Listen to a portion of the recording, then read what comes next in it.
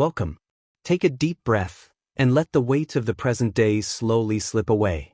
You are about to be carried back, gently and calmly, into the world of ancient Rome, into a time where emperors held lives in their hands, and ordinary people found comfort in routines that stretched back for centuries. Tonight, we will explore one of history's strangest and most unsettling stories, that of Emperor Nero and his unusual, troubling love for a young boy named Sporus, whom he sought to remake in the image of his deceased wife. But do not worry, our journey will not be abrupt or jarring. We will move slowly, softly, immersing ourselves first in the rhythm of Roman life, so that you may settle, drift, and perhaps fall asleep with history murmuring in the background. As you listen, imagine yourself stepping into Rome, not as a visitor rushing through, but as a quiet observer, blending into the hum of the streets, the steady movement of its people, and the gentle crackle of the ancient world. The story will unfold at a measured pace, giving you both the detail of the past and the calm of the present moment. So, let us begin. Imagine yourself in the heart of Rome nearly 2,000 years ago, when Nero ruled as emperor.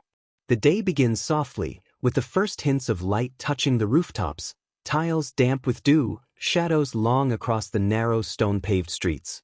From above, the city stirs with life, though not in haste.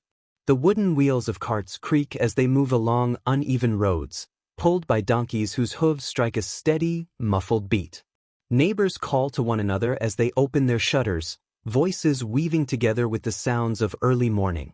The air is cool, holding a faint scent of smoke from household fires, mixed with the sharper, warmer smell of bread baking in communal ovens. That smell lingers in the streets, comforting and familiar, a sign that life continues as it always has. If you imagine yourself stepping outside from a small apartment in a tall insula, you would pass neighbors carrying water up narrow stairways, children rubbing their eyes as they hurry after their mothers, men adjusting belts around their plain tunics. The buildings lean inward, wooden balconies stretching over alleys, their beams groaning faintly. Privacy is rare, but community is everywhere. The walls are thin, and every sound, pots clattering, voices rising, babies crying, reminds you that in Rome, people lived closely, lives intertwined. On the streets below, vendors are setting out baskets of fruit. Figs, dark and heavy with sweetness, grapes clustered in woven trays, olives glistening with oil. A seller of honey arranges clay pots beside him, while another pours wine from a tall amphora, its clay cool to the touch. The voices of traders rise in practiced rhythms, calling out their wares in tones both cheerful and insistent. The mingling scents of oil, fruit, and smoke give the street its character, the particular atmosphere of Rome in the morning. Farther along, the sounds grow louder as the city wakes fully. The forum begins to fill with life. Imagine yourself walking there, through arches and along colonnades, past temples with marble columns catching the morning sun. The square is not only a marketplace but the very center of Roman life. Men in togas stride past, their steps deliberate. Some bear purple stripes marking their rank, while others wear simpler cloth. Soldiers walk through in armor, sandals striking rhythmically, their crests glinting in the light. Slaves move quickly, balancing jars of water or bundles of wood, their movements adding to the endless pulse of the city. You sit on a step, perhaps at the edge of a temple portico, and let the sounds surround you. Voices carry fragments of conversation, debates over law, whispered rumors about the emperor, plans for family and trade. Every corner of the forum hums with motion. Merchants lean over tables piled with clay lamps, bronze tools, woven baskets. Fishermen lay out their catches, and the sharper smell of fish cuts through the heavier scent of spices drifting in from the east. As the sun rises higher, warmth spreads through the stones of the city. You might pause to watch the clothing of passers-by. Most wear simple tunics, practical, easy for work. The toga, heavy and long, is a garment of citizenship, and though it looks graceful, it is cumbersome to wear. Women walk by in stolas, layered with shawls, their hair arranged in careful braids or pinned with combs of bronze and bone. Children dart between their elders, laughing, playing small games with pebbles or bits of wood. The rhythm of their footsteps is lighter, quicker, blending with the heavier tread of adults. As midday approaches, hunger begins to stir. For many, the meal is simple: bread torn into pieces, dipped in wine or oil, sometimes with olives or a bit of cheese. Street vendors provide food for those without kitchens. The smell of sausages sizzling over small braziers drifts into the air, mingling with roasted nuts sold in paper cones. Pots of stew bubble, ladled into bowls for those who can pay. The scent of garum, the fermented fish sauce beloved by Romans, hangs everywhere, sharp and salty. For the poor, food is fuel. For the wealthy, it is art. In villas, meals are taken reclining on couches around low tables, servants carrying trays of delicacies, pouring wine mixed with water, offering figs and honey, roasted meats and cheeses. Conversation flows as easily as the wine, and entertainment might accompany the meal, whether music, poetry, or quiet discussion of politics. Beyond food, the city's rituals and beliefs shape its days. Temples rise across the skyline, their steps worn by countless feet. Citizens stop to make offerings, handfuls of grain, a libation of wine, the smoke of incense curling into the air. Each family tends to its household gods in small shrines tucked into the corner of their homes. Protective spirits are honored each morning, their presence a quiet reassurance that life continues under divine watch. On some days, processions move through the streets, priests chanting, banners fluttering, animals led to sacrifice. The rhythm of worship is woven into the rhythm of daily life. As the afternoon stretches on, the heat grows heavier. The air shimmers above the stone, and dust rises from every footstep. In these hours, many Romans seek the baths, not only for cleanliness but for company. The great bath complexes echo with the sound of flowing water, voices resonating off marble walls. Here, people pass from one chamber to another, first the warm tepidarium, then the hot, steamy caldarium, before plunging into the cold water of the frigidarium. Floors are warmed by hypocausts, air heavy with steam, water drawn in from aqueducts that carry fresh supplies from miles away. The baths are not only a place of refreshment but also of conversation, business, and community. Here, distinctions of class blur, for all share the same waters. Later, as the sun lowers toward the horizon, the city shifts again. The markets grow quieter. Stalls are packed away, awnings folded, baskets emptied. People return to their homes. The stones of the streets release the heat they have absorbed, and the air cools, carrying with it a gentler calm. Lamps are lit, their flames flickering in clay vessels filled with oil, and the city glows faintly under their soft light. Families gather to eat their evening meals. In villas, the dinners stretch into the night, filled with conversation and performance. In the insulae, meals are more modest: bread, vegetables, perhaps a little fish, but laughter and chatter rise through the thin walls, voices mingling as easily as they had in the marketplace earlier in the day. Night in Rome has its own character. The stars above are dimmed by smoke and lamplight, but they glimmer faintly, watching over the city. The streets, though darker, remain alive. Some walk to taverns, where wine is poured and dice clatter on wooden tables. Others linger in doorways, talking softly in the evening air. Dogs bark in the distance, donkeys shuffle restlessly in their pens, and the steady hum of the city quiets but never entirely stops. Through it all, the emperor dwells above, in his palace on the Palatine Hill. From his terraces, the lamps of Rome stretch out like constellations scattered upon the earth. His presence is distant yet unavoidable.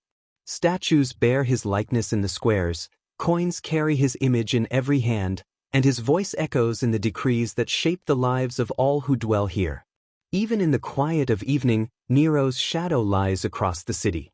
This was the rhythm of Rome under Nero. Morning filled with bread and bustle, afternoons heavy with heat and the relief of the baths, evenings softened by lamplight, nights alive with muted sounds. A city of grandeur and poverty, spectacle and struggle, tradition and change, held together by the steady pulse of its people and the distant figure of its emperor. In this atmosphere we linger, absorbing the life of the city as though you were seated there, letting it surround you, the rhythm of sandals on stone, the murmur of voices, the flicker of flame. And as the city breathes, as the people rest and rise again, the story of Nero himself waits to unfold. Soon we will turn our gaze from the streets to the man who ruled them, to his ambitions, his eccentricities, and to the strange, unsettling love that history has never forgotten. Nero Claudius Caesar Augustus Germanicus, remembered simply as Nero, became Emperor of Rome in the year 54, when he was still only a boy of 17. Imagine him in those early years, young and untested, stepping into the most powerful position in the known world. Around him stood advisors and guardians, his mother Agrippina the younger, ambitious and calculating, the philosopher Seneca, wise and cautious, and the general Burrus, loyal to the state. In those first years, Nero was carefully guided, and many thought Rome might thrive under his rule. Laws were fairer, taxes steadier, and the city breathed with a measure of hope. Yet youth and power are a dangerous mix. Slowly, as the years passed, Nero grew restless under guidance. He longed not for governance, but for pleasures, for music, for performance. He fancied himself an artist, a poet, a singer, an actor. For a Roman emperor to appear on stage was shocking, for acting was considered a lowly profession. But Nero delighted in the sound of applause, in the eyes fixed upon him. Gradually, the careful balance of his early reign tipped toward indulgence and extravagance. As his confidence grew, so did his cruelty. His mother, once his greatest supporter, soon became a rival. Their relationship, tense and bitter, ended with her death, ordered by Nero himself. Others, too, who displeased him or threatened him, were removed. Senators, generals, even his own wives would find themselves cast aside or destroyed when they no longer suited his desires. Among these wives, one stands out in the story that would follow. Her name was Poppaea Sabina. She was known for her beauty, her ambition, and her hold over Nero's heart. He adored her, showering her with luxuries, listening to her counsel, placing her above all others. For a time, their union seemed to captivate him completely. Yet fate was unkind, or perhaps Nero's own temper was harsher still. In one of his fits of rage, it is said that he struck Poppaea, and the blow ended her life while she carried his child. The emperor who had loved her so deeply was left bereft, filled with a strange emptiness he could neither control nor repair. It is in this grief that the story of Sporus begins. Sporus was a young boy, said to be delicate in appearance, with features that reminded Nero of the wife he had lost. In his sorrow, or perhaps in his obsession, Nero resolved to make the boy into a reflection of Poppaea herself. Sporus was taken, and by order of the emperor, he was altered, forced into a role not his own. He was dressed in the garments of an empress, his hair styled, his figure displayed beside Nero as though he were the living shadow of Poppaea returned. The emperor married him in a public ceremony. Imagine the scene, though we describe it softly. A wedding held not between man and woman, but between ruler and boy. The people of Rome watched with uneasy fascination as Sporus was veiled, as vows were spoken, as he was led through the rituals that belonged to wives and noblewomen. Nero himself took on the role of husband, and Sporus was made to play the part of bride. The Roman world, accustomed to excess, still found this strange. Whispered conversations rippled through the streets and forums. Some mocked the emperor, others feared his unpredictability. Yet none could challenge him openly. He was, after all, Caesar, master of Rome, and his will was law. Nero paraded Sporus in public, treating him as his consort, addressing him by Poppaea's name. In gatherings, in games, in appearances before the people, the boy stood at his side, an eerie echo of the woman who was gone. To Nero, it was as though death had been defied, though in truth it was a distortion, a troubling attempt to satisfy a grief that could never truly be healed. This act, unsettling though it is, reflects not only Nero's personal madness but also the wider culture of Rome, where power allowed boundaries to be bent, where emperors were larger than life, and where the ordinary rules of society often broke upon the will of a single man. Sporus, unwilling though he may have been, became a symbol of Nero's strange love, his longing, and his disregard for the natural order. Their union did not fade quietly. In the years that followed, even after Nero's fall and death, Sporus remained a figure tied to that strange legacy. Other powerful men attempted to claim him, to use him, to mock the memory of Nero through him. His life was not his own, but a shadow of the emperor's obsessions. And so, when we look upon this chapter of Roman history, we see not only an emperor's grief, but the peculiar ways in which power can twist love, bending it into shapes both unnatural and tragic. The boy Sporus, transformed against his will, became forever linked to a story that speaks as much of loneliness as of tyranny. In this story, we hear the rhythm of human desire and loss, the yearning of a man who could not accept the finality of death, and the heavy cost borne by those who stood too close to absolute power. Nero's reign was filled with excesses, but this, perhaps, is the one that lingers most vividly in memory, not for its grandeur, but for its strangeness, its quiet tragedy, its reminder that emperors were human, with passions and obsessions that could shake empires and ruin lives. And as Rome continued to live, as its markets bustled and its fountains flowed, the people watched and whispered, living under the shadow of a ruler whose loves were as dangerous as his angers. Soon, we will step away from the figure of Nero himself, and look instead to the world that surrounded him, the culture, the traditions, the ways in which Romans understood marriage, gender, and love. For to understand why such a union could take place, we must glimpse the society that made it possible that in the Roman imagination, marriage was not simply a private affair. It was a public institution, woven deeply into the fabric of society. A wedding joined families, secured wealth, and extended lineages. It was not so much about love, at least not in the modern sense, but about duty, stability, and tradition. The Roman elite, in particular, treated marriage as a political act. Alliances were sealed with rings, and households merged through ceremony. Even the smallest detail carried symbolic weight. A Roman wedding often began with omens. The date was carefully chosen, avoiding unlucky days. The bride, usually very young by modern standards, was dressed in white, with a flame-colored veil called the flammeum. Her hair was parted with a spear, symbolizing both tradition and the warrior's legacy. At night, she was led to her husband's home, accompanied by torches and song. At the door, she would anoint the threshold with oil and adorn it with wool, gestures of purity and protection. Inside, she would become mistress of the household, charged with weaving, managing servants, and bearing children. In this world, roles were rigid. Men commanded, women obeyed. Husbands carried the authority of the paterfamilias, the father of the family, whose word was law within the household. Wives, though sometimes influential, lived within narrow boundaries. To blur these roles, to cross them, was to challenge the order of Roman life itself.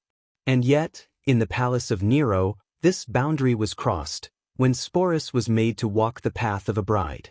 For many Romans, this was more than unusual. It was unthinkable.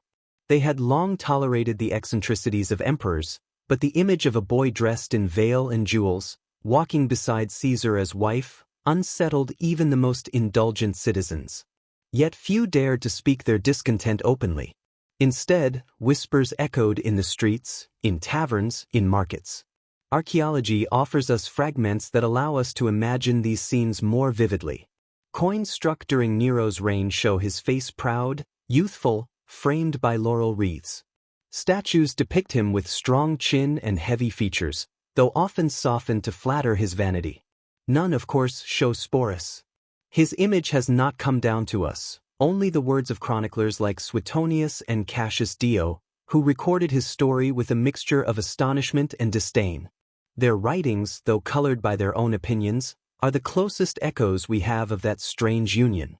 In the heart of Rome, near the Palatine Hill, once stood the Domus Aurea, the golden house of Nero. It was a palace of extraordinary extravagance, built after a great fire consumed much of the city. Imagine walking through its vast halls, with walls covered in frescoes of myth and landscape, ceilings gilded, and fountains flowing with scented water.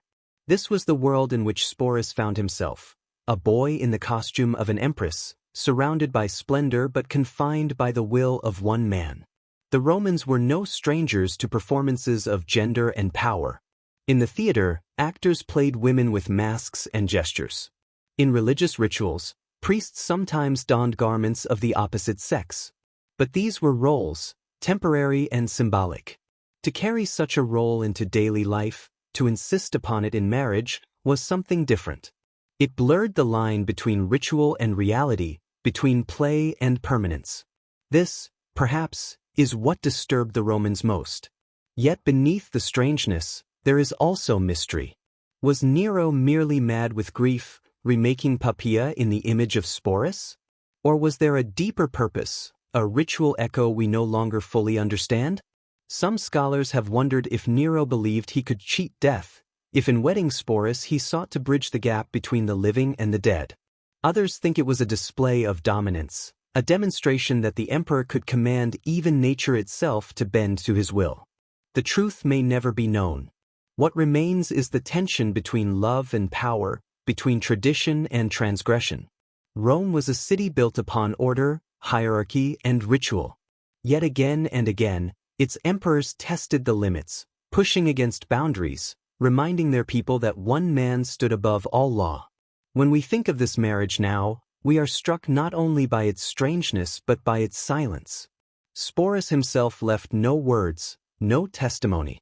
We do not know what he felt, whether he resisted, whether he wept, whether he dreamed of freedom. His story comes to us only through the eyes of others, through historians who mocked Nero, through gossip carried down centuries. And so Sporus lingers in history like a shadow, visible yet voiceless, present yet elusive. As we rest in this mystery, we also glimpse something universal, the way grief reshapes memory, the way power reshapes lives, and the way history preserves fragments while letting others vanish. Rome was a city of grandeur and cruelty, of beauty and corruption, of rituals that comforted and rulers who unsettled. The marriage of Nero and Sporus lies at the intersection of all these things, a story both deeply human and profoundly strange. And so, the whispers continue, across the centuries. In the ruins of the Palatine, in the writings of ancient chroniclers, in the imagination of all who study the past, the union of emperor and boy remains one of history's most haunting curiosities. Soon, we will move forward to the later years of Nero's reign, his downfall, and the fate of Sporus himself. For every story of Rome carries not only glory and excess, but also decline, loss, and endings that echo long after the power has passed. As the years passed, the glittering surface of Nero's rule began to crack. At first, he was adored by some, the young emperor who sang and raced chariots, who patronized the arts and filled the city with spectacle. But Rome was a place of shifting loyalties, and the empire stretched far beyond the city itself. Armies stationed on distant frontiers, senators steeped in tradition, and governors ruling vast provinces all weighed the emperor's actions with cautious eyes. The fire of Rome, which swept through the city in the year 64, left scars not only upon its buildings but upon Nero's reputation. Though he claimed to rebuild the city with grandeur, suspicion clung to him. Whispers spread that he had watched the flames with a singer's delight, imagining himself upon a stage. Whether this was true or only rumor mattered little, perception alone eroded trust. The Domus Aurea, his golden house, became both a marvel and a symbol of excess. Its vast gardens, artificial lakes, and gilded ceilings impressed those who walked within, yet to the common people it stood as a reminder that their emperor built palaces upon the ashes of their homes. To the senators, it revealed a man who placed beauty and pleasure above duty and tradition.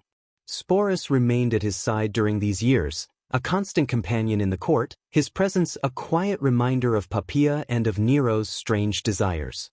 He walked in public processions dressed as an empress, adorned with jewels, his hand held by the emperor. To some, it was scandalous. To others, it was simply another sign of Nero's disregard for Roman customs. But through it all, Sporus endured, silent and compliant, the living echo of a dead wife. As discontent grew, plots began to form. Senators conspired in secret, while generals in the provinces considered their own ambitions. The empire was vast, and loyalty could not be commanded by spectacle alone. One by one, regions broke away from Nero's authority, proclaiming their own leaders. The Senate, sensing his weakness, finally declared him a public enemy. It was in this time of collapse, in the year 68, that Nero fled Rome. Abandoned by his guards, betrayed by his allies, he sought refuge outside the city. The man who once commanded the stage of the world now hid in fear, trembling, uncertain of his fate. In those final hours, he was accompanied not by adoring crowds but by only a handful of loyal attendants, and among them was Sporus. Nero's end was sudden, yet strangely quiet. Surrounded, with no hope of rescue, he chose to take his own life. Ancient writers tell us that as he prepared to die, he muttered words of despair, lamenting the loss of his artistry rather than his empire. In a lonely villa, his reign came to its close, and with it, the Julio-Claudian dynasty that had ruled Rome since the days of Augustus. For Sporus, Nero's death was not a release. Instead, it marked the beginning of a new ordeal. The boy who had once been forced into the role of a wife now became a possession passed from one powerful man to another. After Nero's death, he fell into the hands of Otho, another who briefly wore the imperial purple. Otho, too, took Sporus as a consort, dressing him as an empress, continuing the strange charade begun by Nero. But Otho's reign was short.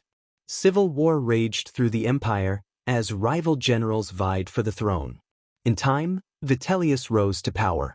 He too took notice of Sporus, but for a crueler purpose. Ancient sources suggest that Vitellius intended to use him in a public spectacle, forcing him to play the role of a violated maiden in a degrading show before the Roman people. For Sporus, it was a humiliation too great to bear. Rather than endure such a fate, he chose to end his own life. And so, the boy who had been remade in the image of an empress, who had walked beside emperors, and who had lived within palaces of gold, met his end not on a stage of glory but in despair and silence. His story lingers as a haunting reminder of how power can consume the powerless, and how lives can be reshaped, erased, or forgotten by the will of others.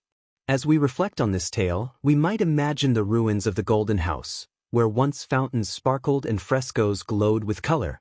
Today, they lie beneath the earth, their brilliance dimmed, their halls silent. Tourists walk through dim corridors where the light of torches once flickered, unaware that within those walls a story of grief, domination, and lost identity once unfolded. History often remembers emperors, their victories, their buildings, their laws. But in the shadows are those like Sporus, figures who did not shape history, but who were shaped by it. His life, though brief and tragic, offers us a glimpse into the hidden costs of empire, the personal sacrifices behind public grandeur, and the quiet tragedies that unfold when power bends lives to its will. Now, as this journey draws to a close, let your mind drift between past and present. The world of Rome was filled with splendor and cruelty, rituals and mysteries, triumphs and sorrows. Yet here you are, resting in a world far gentler than his, free to let the weight of history fade into stillness. The voices of emperors and the whispers of the forgotten fall silent together, leaving only calm. And with that, the story of Nero and Sporus comes to rest, like a faint echo across centuries, fading gently into the quiet of the night.